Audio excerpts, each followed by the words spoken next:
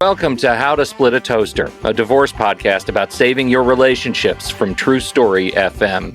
Today, your toaster is about to be uninsured.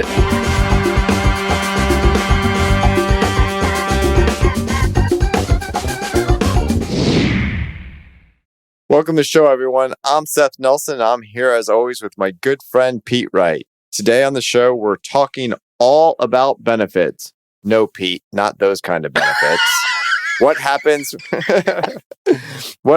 when your divorce gets in the way of the coverage that helps you stay healthy and feel safe? Tyler Wrage is a benefits consultant with the Strategic Group and joins us to walk us through the process of separation from his side of the house. Tyler, welcome. Thanks for having me, guys. We had a T-shirt made up that said "Benefits with Friends." I didn't know that would have been apropos for today. Is it friends with benefits or benefits with friends? I don't really know how that works. Does it really matter? And which one do you get paid for? Wait.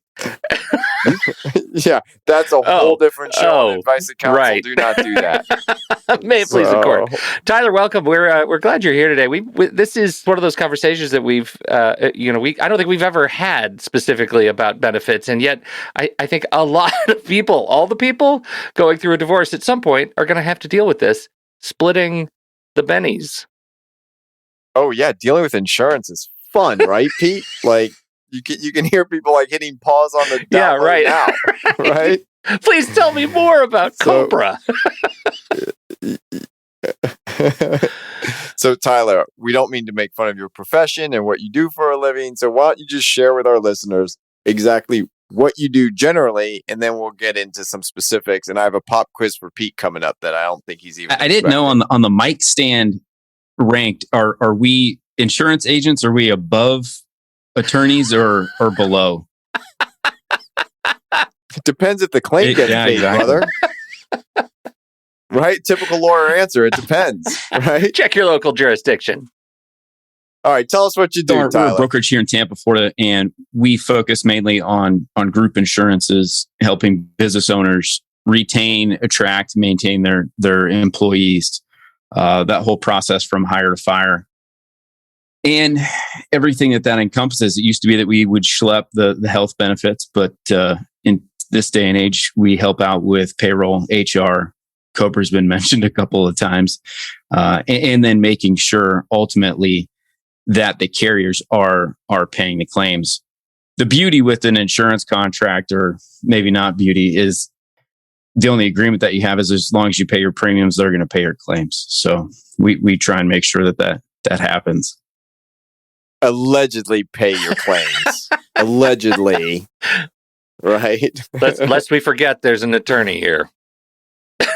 Exactly. All right. So pop quiz, because there's a lot of different types of insurance out there, Ty. We want to make sure we're focused on what our listener needs to know if they're going through a divorce.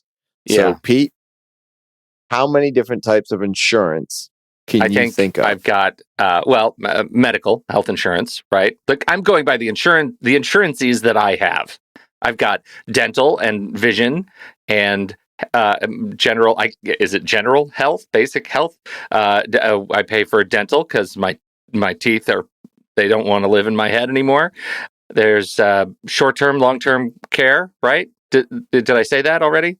Short-term disability, long-term disability. Life insurance. Did I talk about that? That's good. That's something's in there. You're good. Keep going. What other insurance? What else?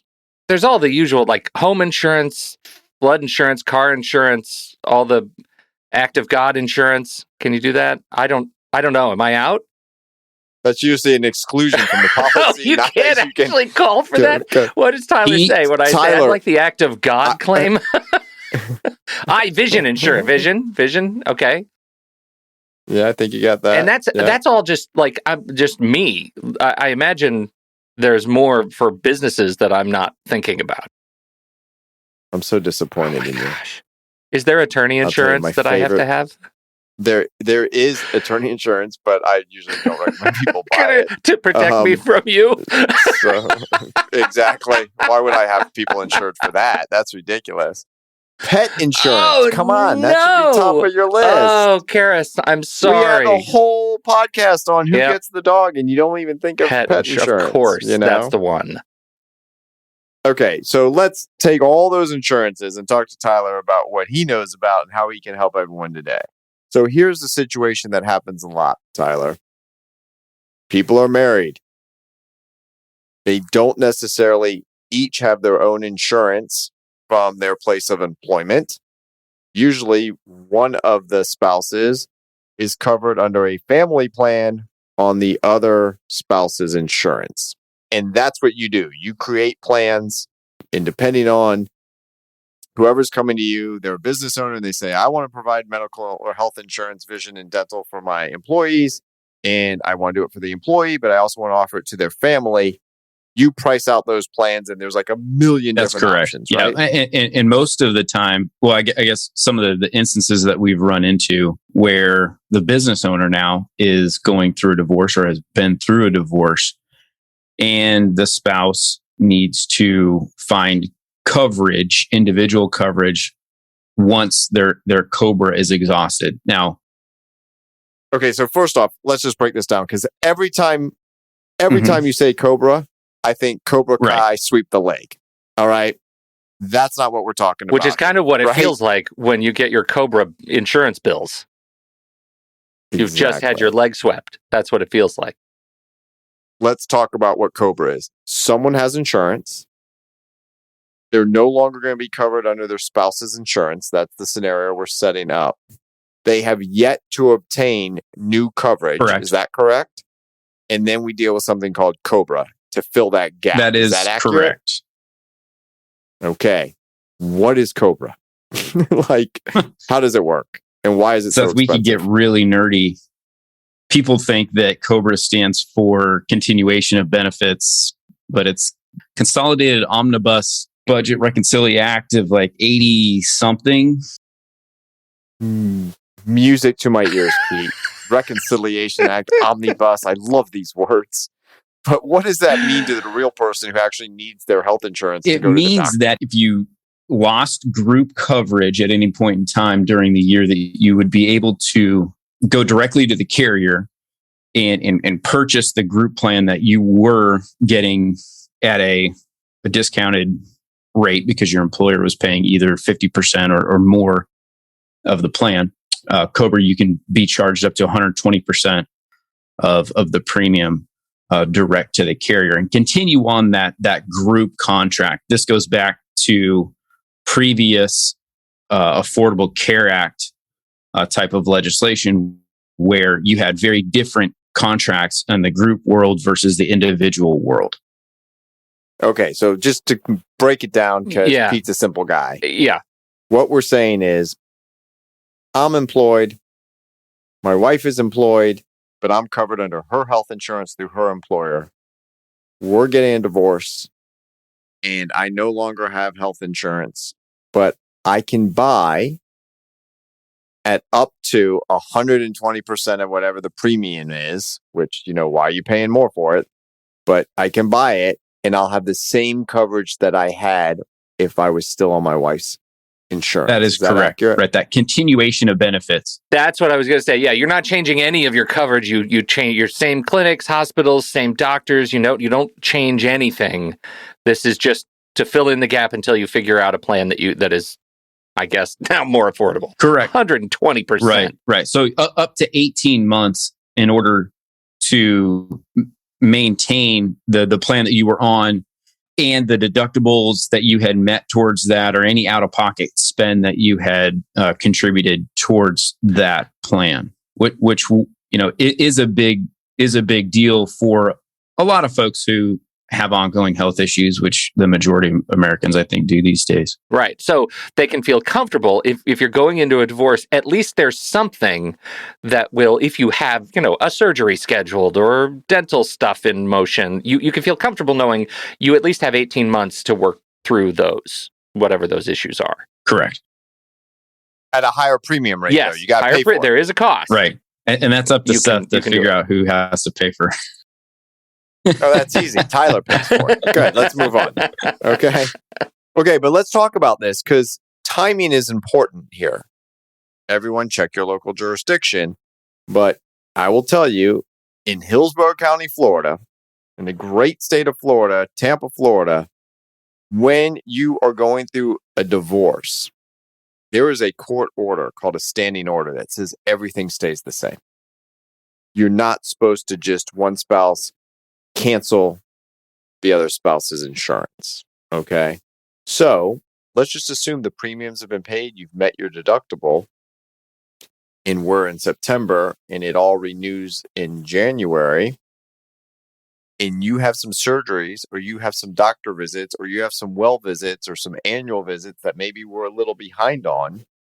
We should get those done right away, right, Taylor? Because they're already covered. We've met our deductible. In essence, we've paid for them. Let's use them, because in Florida, when you get divorced, your former spouse cannot keep you on their health insurance anymore. Is that last statement You cannot correct? be on that group contract as a spouse any longer. You will have a COBRA offering, like we talked about, or through the court order, which I've seen in my instances where have some attorneys say, "Hey, I have this couple going through a divorce. I need to know how much it would cost in order to have to put this spouse on an individual plan," and then they can litigate to that. You're saying so they could stay on an individual plan on the company during the process of divorce? I'm a little bit unclear on what you just said. So I think what Tyler is saying is this, Pete. You're going through a divorce. The court requires you to maintain coverage for your spouse. But when you are divorced, you're no longer allowed to be on that plan. It has nothing to do with the divorce court. It has to deal with the contract with the insurance company. Okay?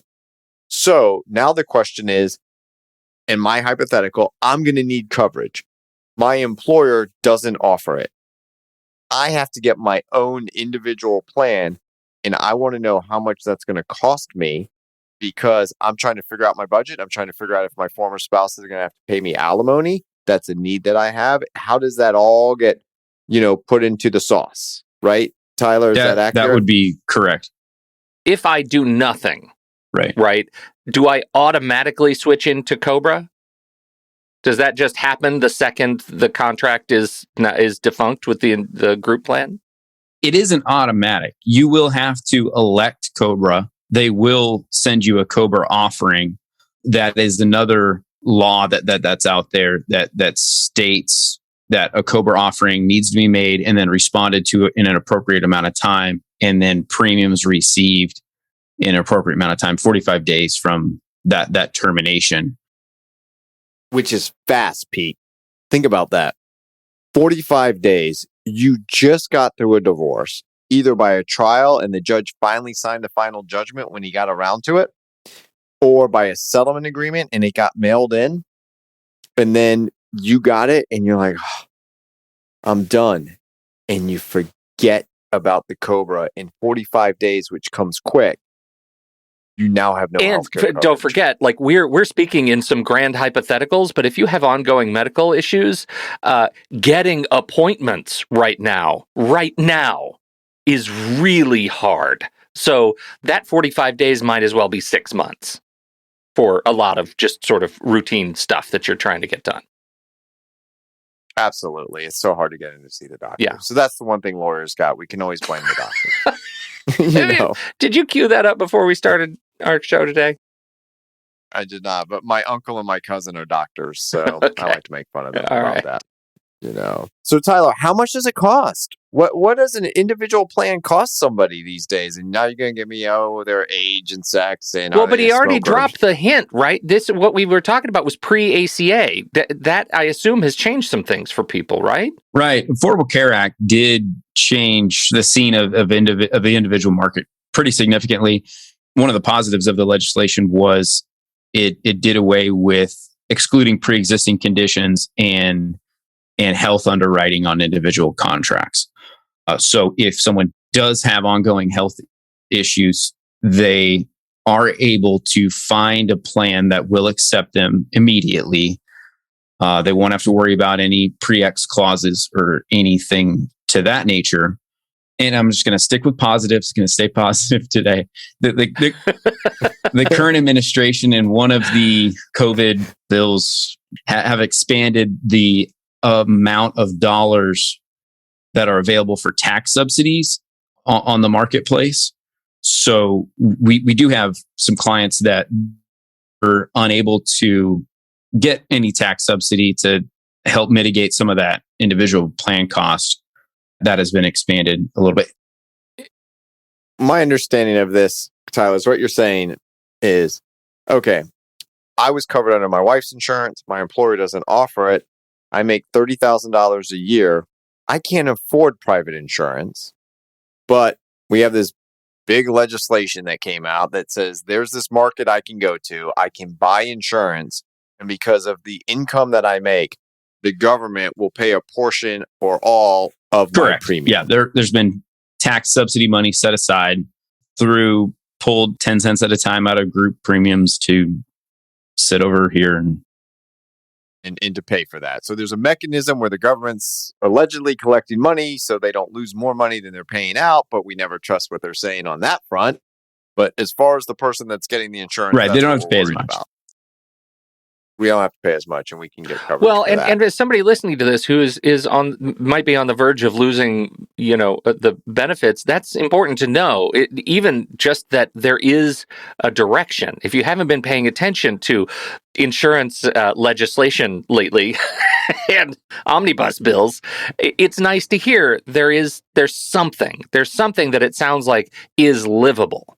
Because the last time I was on COBRA, it was the fastest thing I could do to get off COBRA, because that was ridiculous, 120% of the full bill.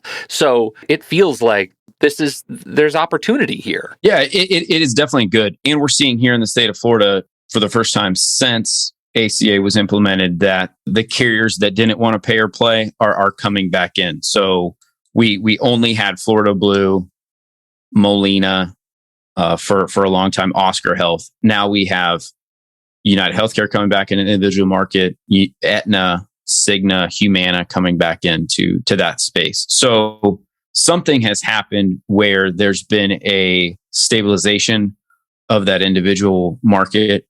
Probably is that Florida Blue has about 80%, 85% market share of that. And they'll probably be trying to shed off some of those clients that they don't want to have on any longer.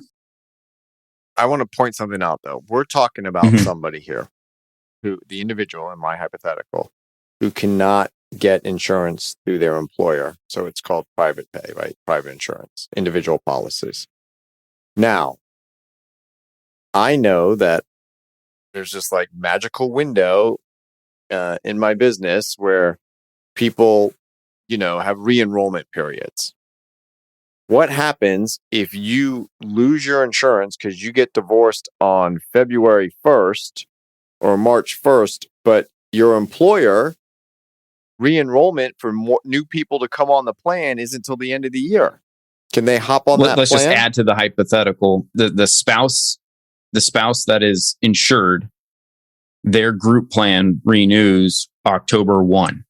The spouse that is the dependent spouse on the plan who's going to have to... Right, me. I'm losing my insurance. Right, you're losing your plan. And the judge signs off in March. So you would have the ability to either elect COBRA if you wanted to stay on that plan and if you had the funds to do that, or you could enroll through special enrollment period onto a marketplace plan or just a private pay plan through one of the other carriers through that special enrollment. So 3 choices. 1, you get COBRA. We all know about that. It's outrageously expensive. 2, you get private pay. But 3, if your employer offers health insurance, you should go ask them right away, I'm getting divorced. I want to make sure the day the judge signs the divorce decree, the final judgment, that how soon can I get on our coverage that you offer? And what happens, Pete, is a lot of times there's a carve out to the open enrollment period. If there's been a change that falls to say, hey, something's changed in your life, and therefore you can get on the plan now. So one of them is if you get divorced, right? Another one, which we don't typically think about, you have a kid. All kids are not born during the open enrollment period. Right. So this isn't a novel concept, but people forget about it and they panic because they're like, but no, I heard open enrollment just closed. I have to wait a year and I'm going to have to pay COBRA at 120%. Check with your employer. So we're giving you a couple little check things to do because this sneaks up quick and can have major health and financial implications on your life. With a little bit of time, a little bit of investigation and due diligence, we can maybe like make this a little. That's a great smoother. point, Seth, because it's kind of the yin and yang of all of those, right? You have those life events, divorce or a marriage. You have a death or a birth, move in and out of state. Those are all special enrollment period triggers. There you go. And since you've been a long-standing employee for that company, you would not have to go through your waiting period that a new hire would have to go to come on to the plan, either, a 30-day, 60-day, 90-day, whatever that contract indicates. So you'd be eligible to come on first of the following month saying, hey, my plan terminates the end of this month. I'll be on next month. So play that out, Pete, right? You get divorced on the 15th. You have it all lined up with your employer. You're allowed to start coverage the first of the next month. So we've got, let's call it 15 days. So for those 16 days, wear your seatbelt, take good care of yourself. But something happens in that gap. You're still eligible for COBRA even after the fact, as long as you get the forms, you fill them out, you pay the premium. Even if you have not done anything? You've got 45 days to do it. You can look back. Don't rest on that. You want to be doing this up front. So you're going to want that COBRA coverage for those 15 days, but maybe they didn't get you the paperwork in time. Like Tyler said, it takes a certain amount of time for them to get it to you. It's got to be reasonable. You've got to reply reasonably. You got to be watching this stuff. And remember, you just had a car accident because you're out celebrating because you finally got divorced. So let's be smart about this. Maybe hold the celebration until the 2nd. Can we just do that? All right. Can we flip the table there? Is there anything I need to do if I am getting separated and it's my spouse that's going to lose coverage? Do I need to do anything as a special trigger condition to make sure they're off the rolls? What do I need to be thinking about? Tyler, you got a business owner. They come to you. They say, we're getting divorced. She's working at the company. She's resigning. We're getting divorced. She's out. What is He's going to notify us. We're going to reach out to the carrier, reach out to that spouse, make sure that they are fully aware of all of their options. We really try and make sure that the employee or employer's spouse has all of their options available. Are you working? Good, bad, or indifferent? It is a life change, and they are going to have to have some sort of continuation of their coverage, whichever way. And usually, Seth, just to go back a little bit, we put in the front end of the contract that employees are covered that full month so that they don't have a drop off mid-month. Oh, so they don't have to worry about the 16 days of no seatbelt. Right. Yeah. All right, go you're celebrate fine. your divorce. Don't worry about it. Only if you're working with Tyler. Okay. I wanted to ask that question knowing that it's easier for the person who's not losing benefits. But in the spirit of, a divorce podcast about saving relationships, what are the things that the person who's going to keep the benefits, what are the things you can do to come to it from a position of goodwill in the divorce process and make sure that you're sort of helping along the way and not making it worse for your former spouse? I don't know. Seth, is there a comment? Yeah, we do it a couple ways. The triggering event is the date the final judgment is signed, the divorce decree is signed by the judge. So, kind of where we are, we're in the fall here. We're getting close to the new year. I will sometimes, by agreement between the parties, delay sending in the final judgment. So you work out a marital settlement agreement, you work out a parenting plan, but everything is settled in your case. The only thing left to do is to send it to the judge so he or she puts her signature on it. Okay. Nothing, check your local jurisdiction, requires us to do that day. In fact, frequently, I'll ask, do you have any medical procedures coming up? What's going on? Can we wait 3 months before we send it to the judge? We're all good here. Everything's signed, sealed, and delivered. It's signed and sealed. It's not delivered. The judge has to deliver it. So you just wait for the entry of the final judgment. And I'm going to kind of dovetail on this too. Another reason to wait other than insurance is if you are still married at the stroke of midnight on the new year, Happy New Year, you can file married joint for the previous year. If you get divorced on December 31st, you cannot file married joint. So sometimes we'll delay sending it to the judge till the first week of January so we can take advantage of the tax code to give the government less money by having them do their joint taxes together for the previous year, even though we've had the settlement signed and sealed since September or October. Okay. Or even longer. Okay.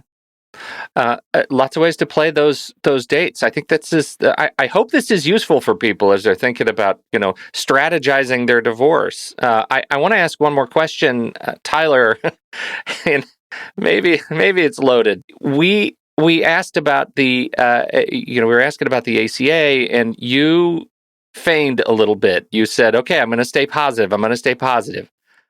I need to know, what are the pitfalls that are in your head that you're not talking about? What are the things that people need to be aware of that might come up and bite them? A lot of times it goes back to what Seth was just talking about. So in order to qualify for your tax subsidy and get that premium to where it could be affordable and reasonable, you're going to have to get out your magic ball and predict what your income would be that you're going to show to the government for the next year.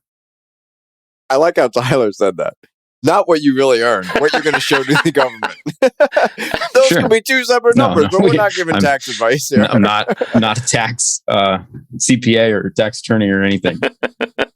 If you get a tax subsidy based upon a figure and then your actual income either fluctuates, if it's higher and you should have gotten less subsidy money, then there would be potential to be dinged on the subsequent tax year. And we're going to have to pay for this stuff somehow. So I don't see taxes going down at any point in time, and where people... Pete, you just put him in the hot seat. You see him squirming over there. He doesn't want to answer this these whole questions. hey, look, can we have the tough conversations? Sure, let's get after it and have it.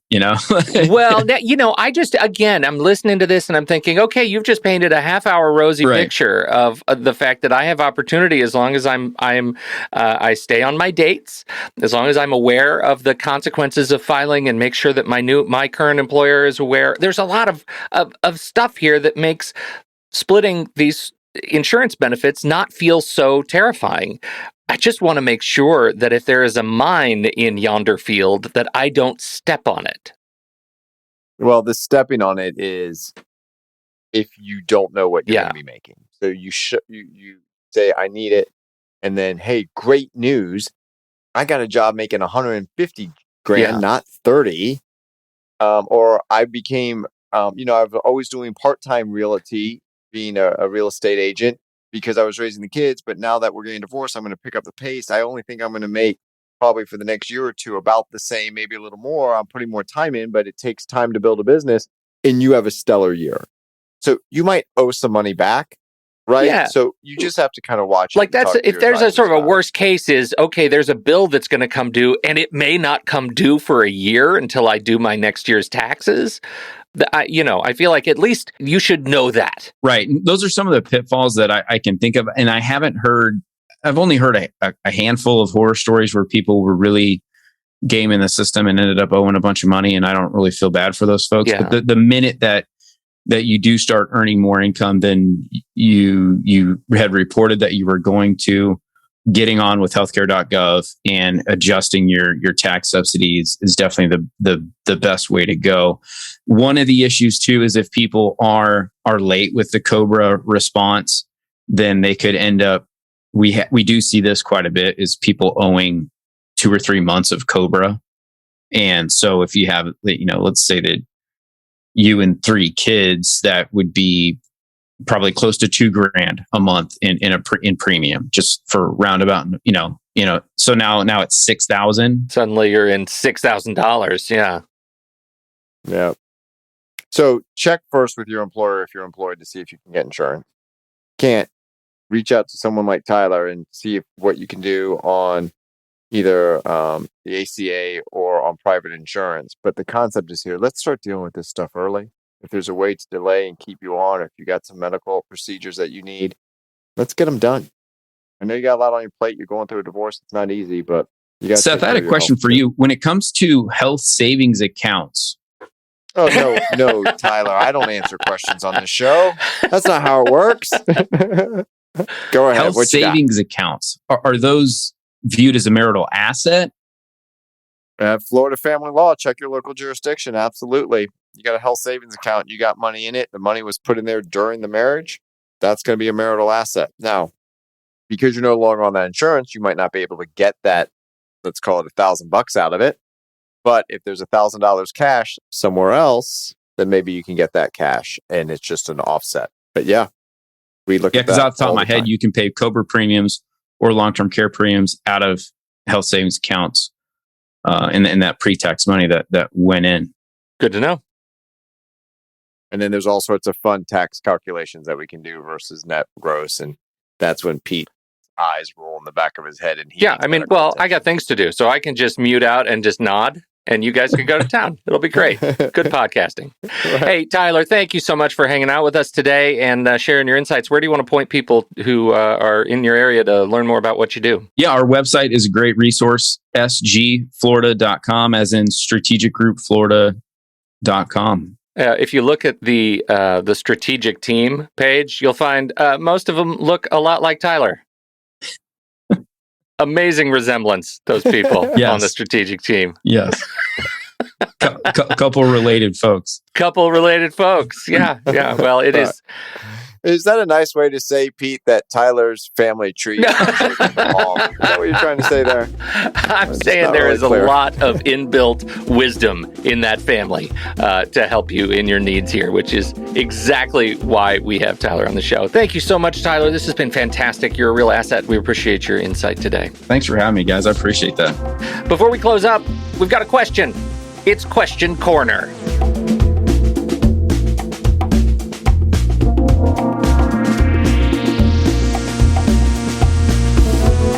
Welcome to Question Corner, Seth. Let's hit it. I got one from Angie who writes us this question looking for your support. She says, hello. I really enjoy your show and all the great advice. Thank you, Angie. My question is, how will I know if I can stay in our home? Now, Angie goes on to tell us some of her backstory. She's married for 30 years. Her husband wants a divorce. They haven't been happy for years. She wanted to try and work on it. It sounds like they're not going to work on it. The relevant part of the question is thus. I don't want to move my boys out of our home, but I can't pay the mortgage. I'm a stay-at-home mom and homeschooled my boys, and one is now 17, but I homeschooled my 21-year-old too, who is now in college, but also lives at home. Please help. I wish I could hire you. Brokenhearted Angie. What do you think, Seth? I think she's brokenhearted on the divorce that she can't hire us, Pete. That's what I think. But I could be wrong on that. Well, I mean, you know, you choose your dreams. Exactly. Okay, so great question, comes up in almost every case, especially when you have children. Always check your local jurisdiction. I'm kind of just giving you the concepts of Florida family law, or generally speaking, what you should look for to see whether you can stay in your home. She makes a big assumption here where she says, I can't afford it. So let's back up.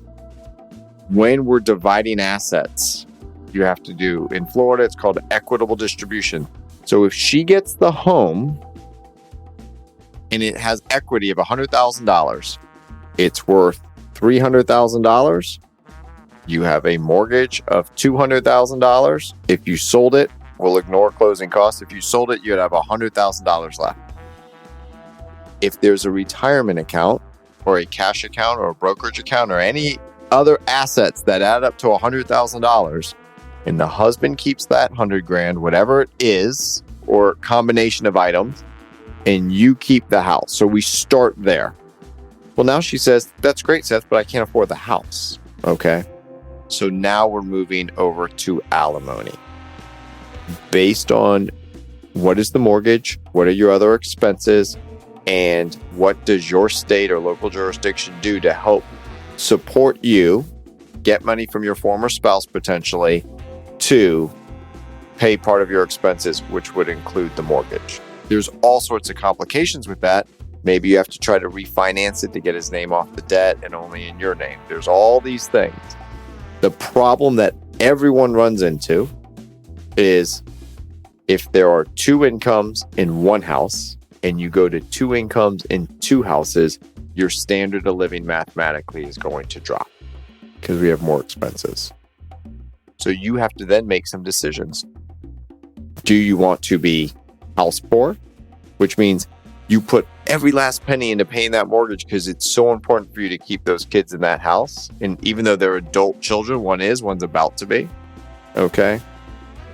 In Florida, as much as we love supporting our kids and that they're in college and they're living at home to better their lives, and that's what we're doing to be able to get them a higher education, the judge is not going to consider that as a viable reason to keep the house. Okay, they're going to look at the numbers on this stuff.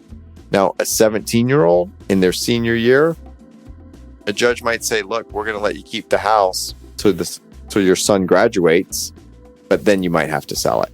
So talk to your lawyer, make sure you understand division of assets and debts, make sure you understand any potential alimony, and then let's make some decisions on what, if anything, are you willing to go without to keep this other thing that's really important. And I think this goes back to something we've talked about before. How much can you set aside the emotional fear of uncertainty around the house and live in fact and truth? And I think what Seth has just outlined is the how you will know stuff.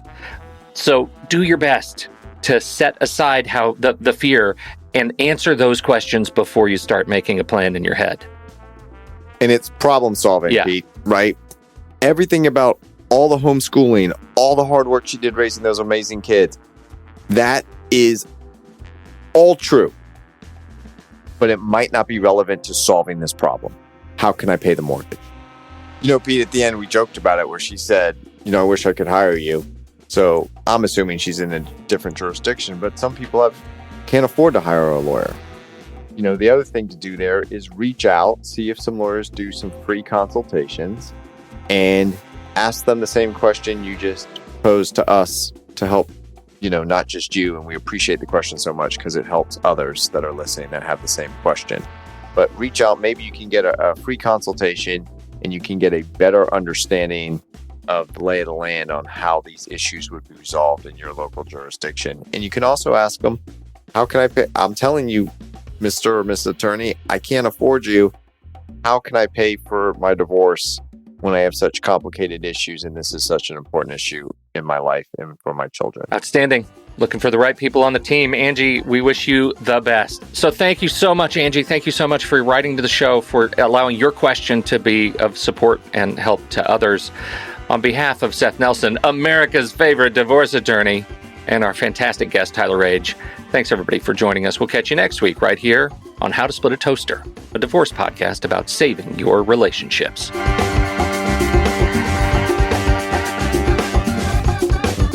Seth Nelson is an attorney with Nelson Coster Family Law and Mediation, with offices in Tampa, Florida. While we may be discussing family law topics, How to Split a Toaster is not intended to, nor is it providing legal advice. Every situation is different. If you have specific questions regarding your situation, please seek your own legal counsel with an attorney licensed to practice law in your jurisdiction. Pete Wright is not an attorney or employee of Nelson Coster. Seth Nelson is licensed to practice law in Florida.